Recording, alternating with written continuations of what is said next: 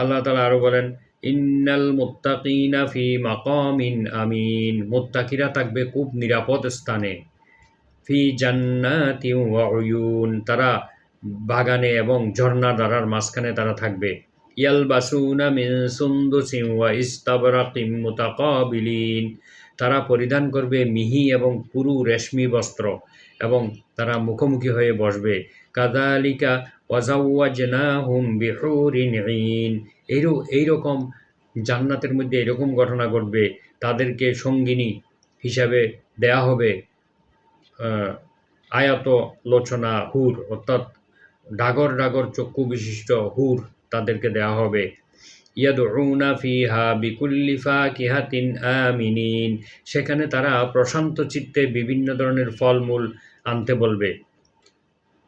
লা ইয়াযুকুনা ফিহাল মাউতা ইল্লাল মাউতাতাল উলা, তারা এই দুনিয়ার প্রথম মৃত্যুর পরে আর কোনো মৃত্যুর স্বাদ তারা আস্বাদন করবে না, অর্থাৎ আর কখনো মৃত্যু তাদের কাছে আসবে না।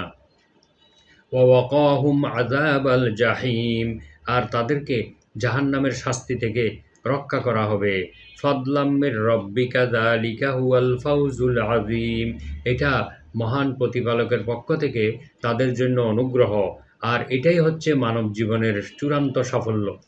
জান্নাতে যাওয়া, জাহান্নাম থেকে মুক্তি পাওয়া, এটা হলো মানব জীবনের একটি চূড়ান্ত সফলতা। তো জান্নাত এবং জাহান্নাম সম্পর্কে অসংখ্য আয়াত রয়েছে, হাদিস রয়েছে, আমরা শুধু একটু ধারণা দিলাম। এই জান্নাত এবং জাহান্নামের বিশ্বাস সম্পর্কে ইমাম আবু হানিফা রাহিমাহুল্লাহ আর ফিকহুল আকবার নামক গ্রন্থে বলেন, ওয়াল জান্নাতু ওয়ান নারু মাখলুকাতান আল ইয়াউম, জান্নাত এবং জাহান্নাম বর্তমানে তৈরি অবস্থায় আছে, সৃষ্ট অবস্থায় আছে। এটা তাদের, এইগুলো আল্লাহ তাআলা আগেই সৃষ্টি করে রেখেছেন।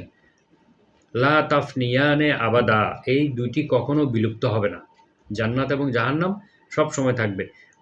ওয়ালা তামুতুল হুরুল ঈনু আবাদা, আর আয়তলোচনা যেই ডাগর ডাগর চক্ষু বিশিষ্ট যেই সুন্দরী হুরগণকে দেয়া হবে, এই হুরগণ কখনো মৃত্যুবরণ করবে না, তারা চিরস্থায়ী।